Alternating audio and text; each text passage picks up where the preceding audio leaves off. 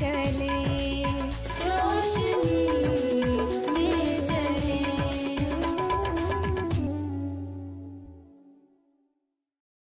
नाज़रीन, प्रोग्राम कलाम की रोशनी में हम आपको एक मरतबा फिर खुशामदीद कहते हैं।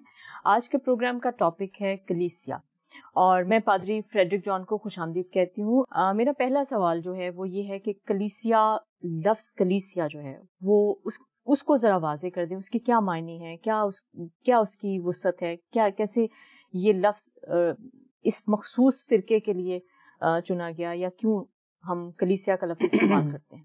देखो, लफ्ज़ कलीसिया जो है ना, बेसिकली ये उर्दू ज़बान का लफ्ज़ नहीं है। सही। ये लफ्ज़ उर्दूवाइज्ड है क्योंकि उर्दू में इसको राइज कर दिया गया है। और अंग्रेज़ी ज़बान में दो लफ्ज़ बोले जाते हैं, एक ट्रांसलेशन होता है, एक ट्रांसलिट्रेशन होता है। सही। जब हम इस लफ्ज़ की बुनियाद को देखते हैं तो ये यूनानी ज़बान का लफ्ज़ अकलीसिया से है। और अकलीसिया को जब उर्दू में लिखा गया तो कलीसिया लिखा गया। तो अकलीसिया जो लफ्ज़ यूनानी ज़बान का है, ये उसका तर्जुमा नहीं है, ये उसका ट्रांसलिट्रेशन है। अब ट्रांसलिट्रेशन क्या होता है? ट्रांसलिट्रेशन ये होता है कि जब एक ज़बान के लफ्ज़ को आप किसी दूसरी ज़बान के लबो लहजे में अदा करते हैं, उसका तर्जुमा नहीं कर रहे, अब उसी लफ्ज़ को किसी दूसरी ज़बान में अदा कर रहे हैं। अब चर्च जो लफ्ज़ है हमारे पास जो आया है, चर्च लफ्ज़ जो है वो अकलीसिया का तर्जुमा अंग्रेजी की तरफ गया है। अंग्रेजी ने इसका तर्जुमा कर लिया है, लेकिन हमारे पास जो लफ्ज़ उर्दू में कलीसिया है वो ट्रूली यूनानी ज़बान का लफ्ज़ है। ठीक।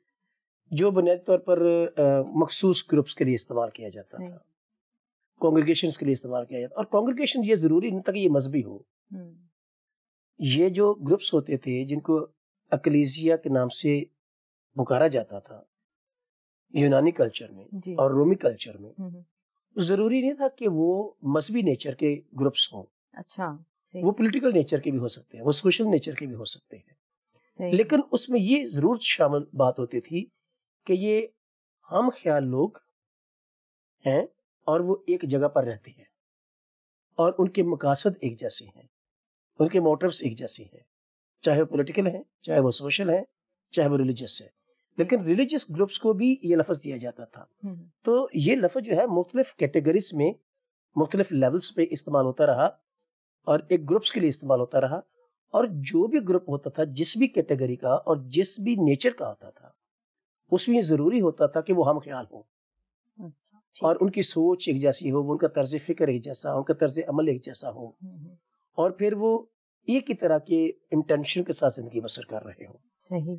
जब कलीसिया ने, जब चर्च ने, जिसको हम चर्च कह रहे हैं अंग्रेजी ज़बान में यहाँ पर, और अमूमन ये लफ्ज़ उर्दू ज़बान में भी चर्च इस्तेमाल होता है, जबकि उर्दू ज़बान में बेहतरीन लफ्ज़ कलीसिया ही है। और कलीसिया लफ्ज़ जो है हमारे उर्दू ज़बान में ज़्यादा शोरा ने भी इस्तेमाल किया कलीसिया के तौर पर।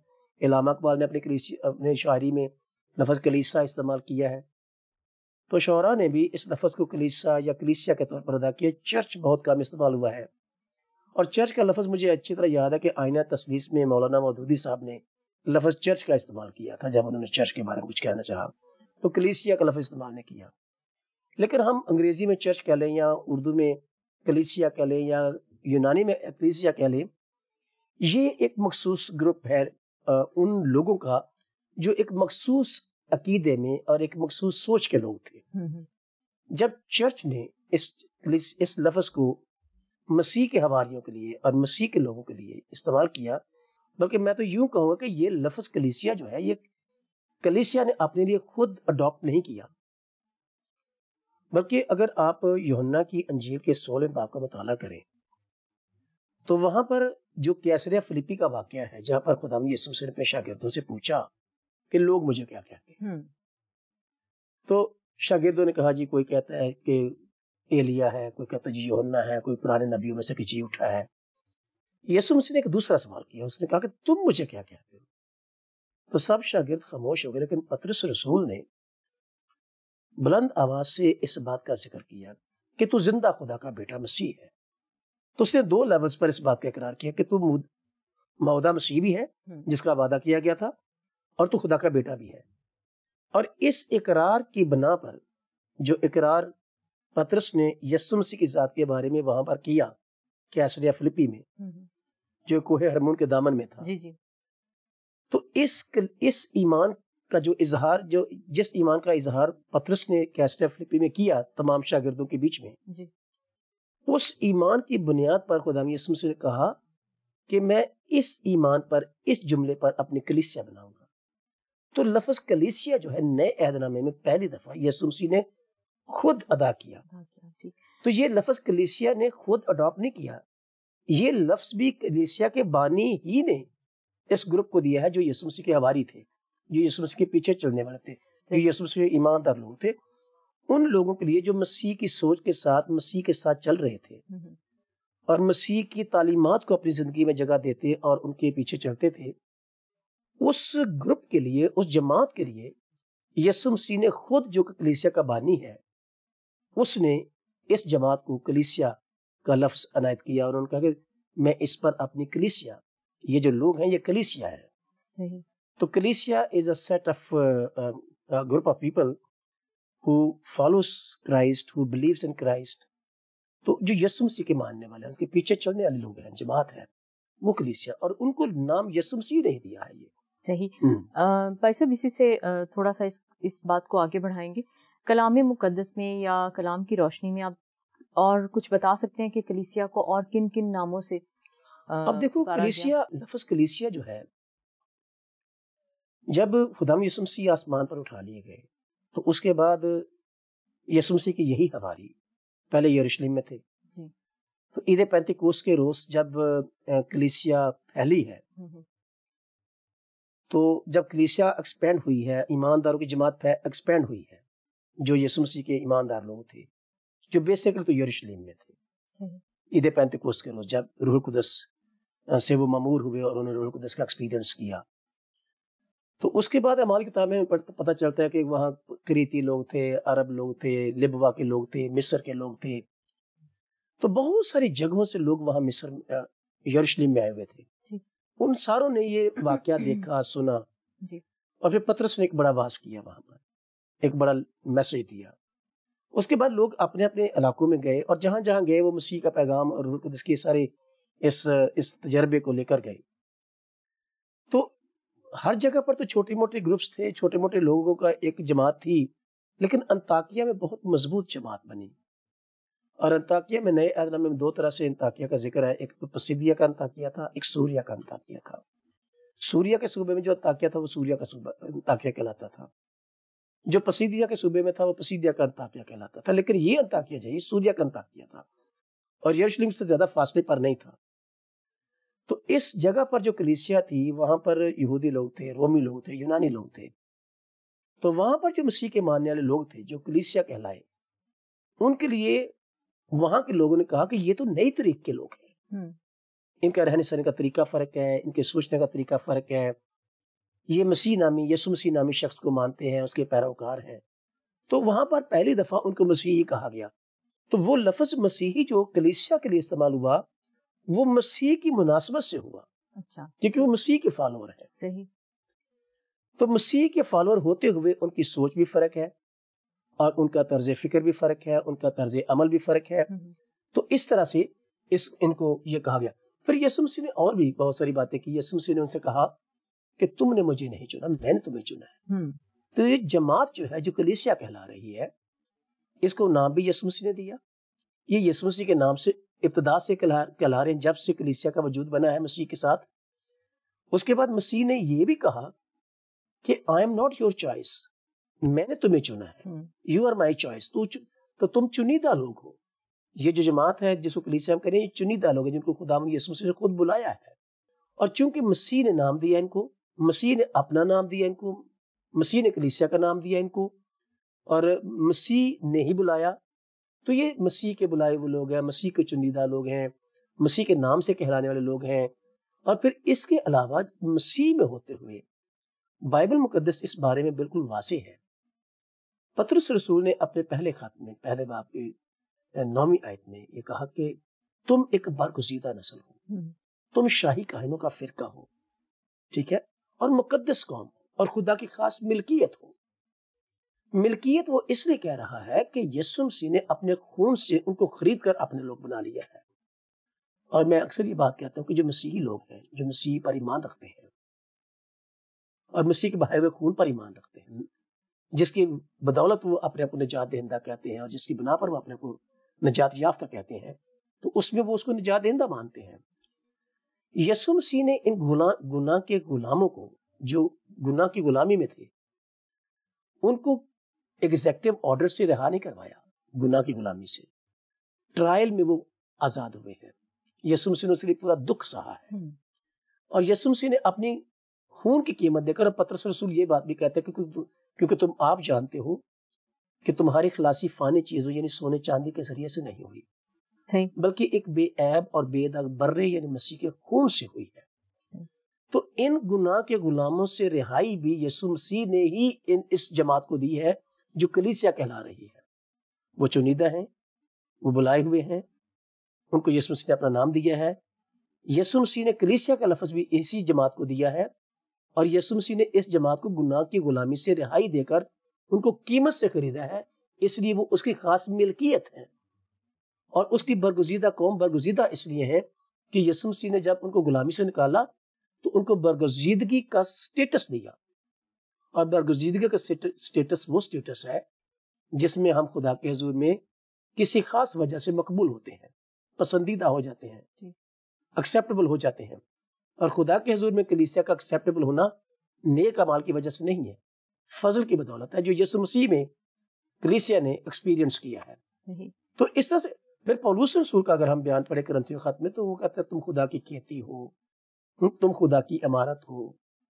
تو خدا کی عمارت سے مراد ہیکل ہو، کیونکہ پولس رسول کے زمانے میں اور رسولوں کے زمانے میں، دیگر رسولوں کے زمانے میں جو عمارت خدا کی عمارت کی ذکر ہوتا ہے، تو خدا کی عمارت سے مراد ہمیشہ ہیکل ہی گردانی جاتی رہی ہے۔ تو دوسرے لفظوں میں اس نے کہا، پولس رسول نے، کہ تم خدا کی ہیکل ہو، تم خدا کی کھیتی ہو جہاں سے وہ پھل تلاش کرتا ہے۔ تو یہ سارے لفظ جو ہے یہ بہت ہی خوبصورت لفظ ہے جو کلیسیا کے لیے یسوع مسیح کے اپنے کانٹیکسٹ میں، یسوع مسیح کے اپنے زبان مبارکہ سے ادا ہوئے۔ تو یہ کلیسیا جو ہے وہ خدا یسوع مسیح کی خاص الخاص ملکیت ہے، برگزیدہ ہیں، اس کے گھرانے کے لوگ ہیں، خدا کے کلیسیا کے لوگ ہیں، چنیدہ لوگ ہیں، وغیرہ وغیرہ۔ ٹھیک، آپ نے کافی تفصیل سے اس بات پر روشنی ڈالی۔ بھائی صاحب، کچھ لوگوں کا اعتراض یہ ہوتا ہے کہ یہ مسیحیت سے زیادہ پولوسیت کا تاثر پایا جاتا ہے کلیسیا، یہ ایک اعتراض ہے جو سامنے آتا ہے، اس لیے کہ پولس رسول نے جس طرح سے تعلیمات دیں اور جس طرح سے کلیسیائیں قائم کی، اس حوالے سے کچھ لوگ کہتے ہیں کہ کلیسیا مسیحیت نہیں، ایکچولی یہ پولوسیت کا پرچار یا پولوسیت ہے۔ تو آپ اس کے بارے میں کیا کہتے ہیں؟ میں یہ سوچتا ہوں کہ وہ اپنے اینگل سے ٹھیک کہتے ہیں جو بھی کہتے ہیں۔ اس کی وجہ یہ کہ جو بھی کوئی خیال رکھتا ہے وہ اپنے تجربے کی بنا پر رکھتا ہے۔ میرے اندر ایک سوچ ڈیولپ ہوتی ہے تو میرے تجربے کی بنا پر وہ سوچ ڈیولپ ہوتی ہے، جو میرا ایکسپوجر ہے اس کی بنا پر وہ سوچ ڈیولپ ہوتی ہے۔ کیونکہ بائبل مقدس کے ساتھ جو لوگ یہ اعتراض کر رہے ہیں ان کا ایکسپوجر اتنا ہی ہے کہ وہ ان چیزوں کو پک کرتے ہیں جہاں پر ان کو اعتراض کرنے کا، سوال کرنے کا موقع ملتا ہے۔ اگر بائبل مقدس کو، انجیل مقدس کو ترتیب کے ساتھ پڑھا جائے، جیسے میں پڑھتا ہوں، میں اسٹوڈنٹ ہوں بائبل کا، تو مجھے یہ لگتا ہے کہ پولس ہو یا پطرس ہو یا یوحنا رسول ہو یا یعقوب رسول ہو یا کوئی بھی ہو، جتنے بھی لوگوں کی کتابیں اس بائبل مقدس کے اندر درج ہوئی ہیں یا کلیسیا نے ان کو as inspired word of God, الہامی کلام مانا ہے، جن کتابوں کو بھی، آپ پولس کی بات کرتے ہیں، میں تو کہتا ہوں پطرس کی بات کر لیں، آپ یوحنا رسول کی بات کر لیں۔ پولس رسول، یوحنا رسول، پطرس رسول، جتنے بھی کتابیں انجیلوں کے بعد لکھی گئی ہیں وہ سب انجیلوں کی تشریحات ہیں۔ انجیل میں یسوع مسیح کے کام اور کلام کا تذکرہ ہے، ان کی ذات کا تذکرہ ہے۔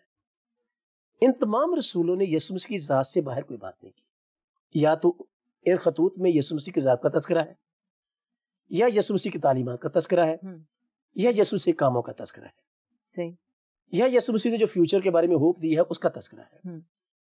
تو جتنے بھی خطوط ہیں، چاہے وہ پولس رسول کے ہوں، چاہے وہ پطرس رسول کے ہوں، چاہے وہ یوحنا رسول کے ہوں، انجیل سے بڑھ کر کچھ نہیں کہا، بلکہ یہاں تک کہ پولس رسول جس کے بارے میں کہا جاتا ہے یہ پولوسیت ہے، وہ یہ بات کہتا ہے کہ جو بات مجھے خداوند سے پہنچی وہ میں نے تم کو پہنچائی. اب وہ خداوند کا لفظ کس کے لیے استعمال کر رہا ہے؟ یسوع مسیح کے لیے، کیونکہ یسوع مسیح دمشق کی راہ پر خود اس پر ظاہر ہوئے اور اس کو اپنے مکاشفات دیے. پھر اس کے بعد وہ رسولوں کے ساتھ رہے، تو رسولوں سے یسوع مسیح کی تمام خدمت، تمام کاموں کے بارے میں، تعلیمات کے بارے میں پولس رسول نے باقاعدہ ان سے سنا اور سیکھا ہے. ٹھیک ہے.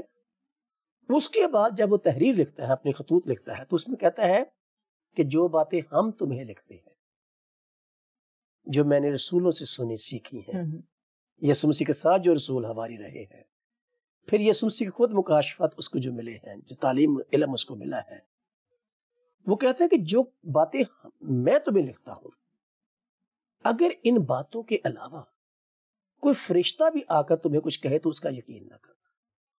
تو گویا کہ پولس رسول تو یسوع مسیح کی ذات، یسوع مسیح کے کام اور یسوع مسیح کی تعلیمات اور یسوع مسیح کے مواعید کی بات ہی کرتا ہے، وعدوں کی بات کرتا ہے.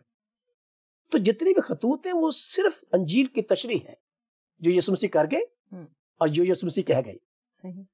صرف خطوط ان کی تشریح میں لکھے گئے ہیں، اپنی طرف سے کچھ ایڈیشن نہیں کیا گیا.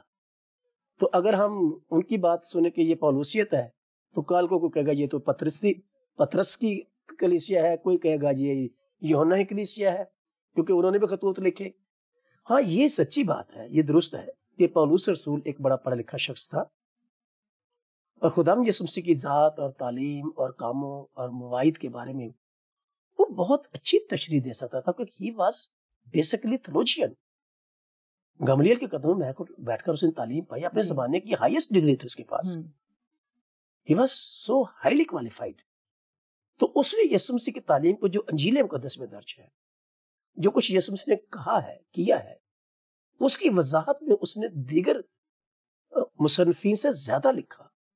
یہی وجہ ہے کہ نئے عہد نامے کی کتب میں ایک بڑی تعداد اس کی کتابوں کی ہے.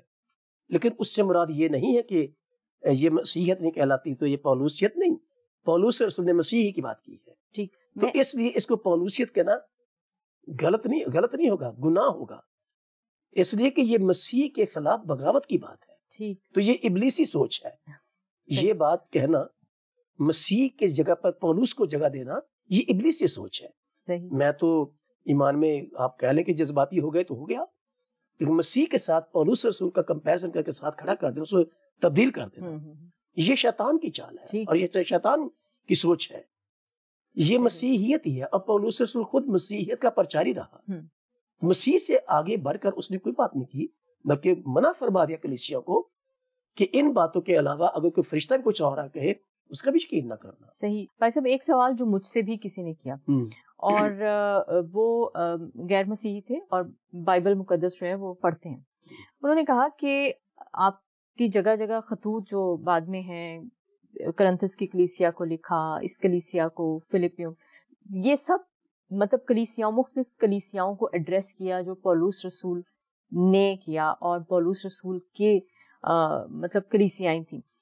آپ نے ابھی پہلے فرمایا پچھلے سوال کے جواب میں کہ کلیسیا کا بانی یسوع مسیح ہے. ٹھیک ہے. اس نے کہا کہ میں کلیسیا اس بات پہ میں کلیسیا، تو کہنے کا مقصد یہ ہے کہ جو اعتراض یا جو کہنے کی کانٹرڈکشن جیسی بنا رہے ہیں یا آتا ہے، سوال بنتا ہے، وہ یہ کہ پولوسیت کو ہم بطور مسیح شاید اس طرح سے نہیں لے رہے، لیکن غیر مسیح لوگ جو ہیں وہ اس کے بارے میں بڑے کینلی آبزرو کرتے ہیں اور سوال بھی کرتے ہیں. وہ کہتے ہیں جی کہ یہ کلیسیا کرنتھس کی کلیسیا پولس کی ہے، اس کی، تو آپ کہتے ہیں یسوع کی کلیسیا، تو یہ کیا ہے؟ مطلب اس کے بارے میں آپ نے بیان کیا، لیکن میں تھوڑا سا وضاحت چاہوں گی کہ جو خطوط تحریر کیے گئے ہیں کہ یہ کرنتھس کی کلیسیا کو ہے، اور پھر اس نے کہا کہ میں وہاں آیا اور میں نے یہ دیکھا اور یہ کیا، تو وہ لوگوں کے ذہنوں میں تھوڑی سی نا ایک تاثر جو ہے ایسا پایا جاتا ہے. ایک میں حوالہ پڑھنا چاہتا ہوں ان لوگوں کے لیے، جی چاہے وہ کرسچن ہے چاہے وہ نان کرسچنز ہیں. جی پولس رسول کا بیان پڑھنا چاہتا ہوں. پولس رسول نے جب کرنتھس کی کلیسیا کو پہلا خط لکھا تو اس کا بیان میں آپ کے سامنے پڑھتا ہوں کہ پولس رسول کیا کہتے ہیں. کیونکہ وہاں پر بہت جھگڑے تھے. ٹھیک ہے. کرنتھس کی کلیسیا میں جو کہ مسیح کی کلیسیا تھی اور مسیح کے نام سے منسوب تھی، وہ پولوس رسول کے نام سے منسوب نہیں تھی. آپ دیکھیے ذرا، کرنتھس کی کلیسیا کا نام پولوس رسول کا پہلا خط، اور یہ پولوس رسول کا لکھا ہوا خط ہے. اور یہ کرنتھس کی کلیسیا کو، جس کو ہم کہہ رہے ہیں یہ پولوس کی کلیسیا ہے، پولوس کی وہ کلیسیا نہیں تھی، کلیسیا وہ مسیح کی تھی. یہ وہاں کا خادم تھا. ٹھیک. یہ اس کلیسیا میں جو مسیح پر ایمان رکھتی تھی، یہ اس جماعت میں جو مسیح کے ساتھ جڑے ہوئے تھے، مسیح کا نام لے کے چل رہے تھے، مسیح کی تعلیمات کو لے کے چل رہے تھے، یہ اس جماعت کا خادم تھا. صحیح. خدمت میں تھا، ان کی تعلیم و تربیت کا کام کر رہا تھا، ان کو کاؤنسلنگ ان کی کر رہا تھا، کیونکہ وہاں پر بہت سارے جھگڑے تھے. تو پولوس رسول خود اس بات کا تذکرہ کرتے ہیں. سنیے ذرا، کرنتھس کی کلیسیا کا نام پولوس رسول کا پہلا خط، اس کی 10ویں آیت سے میں پڑھ دیتا ہوں. یہاں پر پولوس رسول لکھتے ہیں کہ اب اے بھائیو، یسوع مسیح جو ہمارا خداوند ہے، اس کے نام سے کے وسیلے سے میں تم سے التماس کرتا ہوں کہ سب ایک ہی بات کہو اور تم میں تفرقے نہ ہو، بلکہ باہم یک دل اور یک رائے ہو کر کامل بنے رہو. کیونکہ اے بھائیو، تمہاری نسبت مجھے خلوے کے گھر والوں سے معلوم ہوا ہے کہ تم میں جھگڑے ہو رہے ہیں. میرا مطلب یہ ہے کہ تم میں سے کوئی تو کہتا ہے کہ میں پولوس کا ہوں، ٹھیک ہے، کوئی کہتا ہے میں اپلوس کا ہوں، کوئی کہتا ہے میں کیفا کا ہوں، کوئی کہتا ہے میں مسیح کا ہوں. تو 4-5 کیٹیگریز وہ ذکر کرنے کے بعد کہتا ہے کیا مسیح بٹ گیا؟ کیا پولوس تمہاری خاطر مصلوب ہوا؟ یا تم نے پولوس کے نام پر بپتسمہ لیا؟ تو یہ سارے جملے جو ہیں یہ کویسچن کے انداز سے، سوالیہ انداز میں ادا کے، اور آگے کویسچن مارک لگا ہوا ہے. اور ان سارے سوالوں کا جواب یہ ہے کہ نہ تو پولوس تمہارے لیے مصلوب ہوا، نہ تم نے پولوس کے نام پر بپتسمہ لیا، نہ اپلوس کے نام پر بپتسمہ لیا، نہ پولوس نے اپلوس کے نام پر آپ قائم ہیں، نہ اس کی تعلیم پر چل رہے ہیں. آپ جس کی تعلیم پر چل رہے ہو، جس کے نام پر بپتسمہ لیا ہے، وہی آپ کا خالق اور مالک اور وہی بانی ہے آپ کا. تو پولوس رسول تو خود اس بات کا ذکر کر رہا ہے کہ اس کلیسیا کا بانی میں نہیں ہوں، میں صرف اس کلیسیا کا کیئر ٹیکر ہوں، مختار ہوں، سٹیورڈ ہوں. اصل میں اس چاہے پھر وہ کرنتھس کی کلیسیا ہو، چاہے پھر وہ گلتیہ کلیسیا ہو، چاہے پھر وہ پولوس کی افسس کی کلیسیا ہو، ہر کلیسیا میں خدا نے خادم مقرر کیے، سٹیورڈ مقرر کیے، مختار مقرر کیے. اور مختار مالک نہیں ہوتا، اس کو مالک نے اختیار دیا ہوتا ہے. کلیسیا کا مالک یسوع مسیح ہے، اور اس نے اپنا اختیار دے کر مجھے بھیجا ہے. اس نے پولوس کو بھیجا، اس نے پطرس کو بھیجا، اس نے یوحنا رسول کو بھیجا. تو یہ سارے رسول اس مالک کا اختیار استعمال کرتے ہوئے اس کے مختاروں کی طرح کلیسیا میں خدمت کے لیے تھے. صحیح. اور پولوس رسول کا بیان یہ بالکل واضح ہے کہ وہ اس بات کی نفی کرتا ہے کہ میں اس کلیسیا کا مالک نہیں ہوں، میں اس کلیسیا کا مختار ہوں، اوورسیئر ہوں، مینیجر ہوں، میں اس کو مینیج کرتا ہوں، ان کو کیئر ٹیک کرتا ہوں. مالک کوئی اور ہے، اور مالک وہ ہے جس کے نام سے یہ جماعت قائم ہے. صحیح. بھائی صاحب، ایک سوال اور کہ جیسے آپ نے تعلیمات کی اور مختلف قسم کی تعلیمات کی کلیسیا کے اندر یا چرچ کے اندر آپ نے ذکر کیا بھی، تو ابھی موجودہ بھی حالات میں بہت سی بدعتیں، بہت سے گروپس جو ہیں وہ اپیئر ہوتے ہیں، پائے جاتے ہیں. تو مجھے یہ بتائیے کہ جو مین چرچ ہے ہمارا وہ ان کو قبول نہیں کرتا، کیا وہ کلیسیا کا حصہ گنے جائیں گے؟ یہ چرچ ہیں یا نہیں؟ یہ سوال بڑا جینون سا ہے، پریکٹیکل سا ہے، کیونکہ ہمارے موجودہ دور میں جو مسیحی حلقے ہیں جی وہ بھی مسیحی کہلاتے ہیں اپنے آپ کو. صحیح. وہ ان کو بدعت قرار دینے سے وہ غیر مسیحی نہیں ہو جاتے. مسیحی وہ نہیں ہوتا، بدعتی وہ نہیں ہوتا جو مسیحیت کو چھوڑ کر یا کسی اور مذہب کو چھوڑ کر کسی اور جگہ چلا جاتا ہے. بدعت کی اگر ہم ڈیفینیشن کریں، اس کی وضاحت کریں کہ بدعت کیا ہے، تاکہ بدعتی کا سٹیٹس واضح ہو جائے. چلے ٹھیک، یہ اچھا ہے. اگر بدعت کو بیان کر دیں گے تو بدعتی شخص جو ہے اس کا سٹیٹس واضح ہو جائے گا مذہبی طور پر. صحیح. بدعت ہم کسے کہتے ہیں؟ بدعت ہم اس کو نہیں کہتے کہ جس میں ہم نے ایک بات کو ہٹا دیا ہے، نکال دیا ہے، ہم نے اس کی تشریح میں گڑبڑ کی ہے، ہم نے اس کی وضاحت جو دنیا کے سامنے رکھی ہے یا سمجھ رہے ہیں وہ گڑبڑ کر دی ہے. مثال کے طور پر میں آپ کو بتاتا ہوں،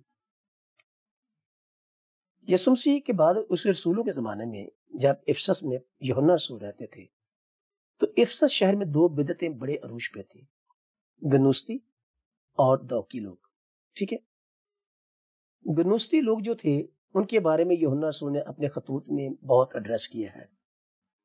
اور جو گنوستی لوگ تھے وہ یہ سمجھتے تھے جو مکاشفات ہمارے پاس ہے وہ کلیسیا کے باقی لوگوں کے پاس نہیں ہے. اب ان کے پاس مکاشفات کیا تھے؟ وہ کہتے تھے کہ یسوع مسیح جو ہے وہ خدا کا اصلی بیٹا نہیں ہے. ٹھیک ہے. یسوع مسیح خدا کا بیٹا اس وقت بنا جب اس کا بپتسمہ ہوا. تو وہ اس کو خدا کا بیٹا مانتے ہیں لیکن اس کی ازلیت کو نہیں مانتے. اس کو بیٹا مانتے ہیں لیکن اس کے بیٹا ہونے کے مقام کو غلط سمجھتے ہیں. تو چیزوں کو ٹویسٹ کرنا اور چیزوں کو خراب کر کے انٹرپریٹ کرنا اور ان کو بلیو کرنا وہ بدعت ہے. ٹھیک ہے. یہ جن کو ہم بدعتی لوگ کہہ رہے ہیں یہ اپنے آپ کو مسیحی کہلاتے ہیں, یہ کلیسیا ہی کہلاتے ہیں, لیکن کلیسیا کی ڈیفینیشن میں وہ بیٹھتے نہیں ہیں. اس لیے کہ کلیسیا وہ ہے, ایماندار وہ ہے جو خداوند یسوع مسیح کے ایمان پر اس طرح کا ایمان رکھتا ہے جس طرح کا بائبل مقدس بیان کرتی ہے. ہمارے ایمان کا معیار کیا ہے؟ میرے ایمان کا معیار بائبل مقدس ہے, کیونکہ بائبل مقدس میں خدا کی تعلیم ہے, مسیح کی تعلیم ہے, مسیح کاموں کا ذکر ہے, پھر اس کے بعد رسولوں کے تشریحات ہیں. تو جو ایمان اس تعلیم کے منافی ہے یا اس کو ٹویسٹ کیا جاتا ہے وہ حالت بدعت کی ہے. ٹھیک ہے. یہ لوگ جو جن کو بدعتی کہہ رہے ہیں یہ they are known as church, they are known as Christians, لیکن یہ بدعتی اس لیے ہے کہ انہوں نے خداوند کی تعلیم کو ٹویسٹ کر کے اپنے معنی پہنا دیے اور عقیدوں کو بگاڑ دیا. تو عقیدوں کو بگاڑنا اور تعلیمات کو ٹویسٹ کرنا بدعت ہوتا ہے. صحیح. تو یہ دراصل تھوڑی کی سوچ میں بگاڑ ہوتا ہے, ایمان میں بگاڑ ہوتا ہے. تو سوال میرا جو یہ ہے کہ کیا ہم ان کو ایز چرچ قبول کرتے ہیں؟ نہیں, ہم چرچ نہیں قبول کر سکتے ان کو, کیونکہ چرچ وہ ہے جو خالص ایمان کا. میں آپ کو اس کے لیے بتاتا ہوں. میرے پاس کچھ لفظ لکھے ہوئے ہیں جس کے لیے کلیسیا جو ہے اس کے لیے انجیل مقدس میں کیا لکھا ہے. افسس کے نام جو پولس رسول کا خط ہے, افسس کی کلیسیا کے نام, اس کے اگر ہم 5ویں باب کی 25 سے 27 آیت کا مطالعہ کریں تو وہاں پر 3 چیزوں کا ذکر ہے.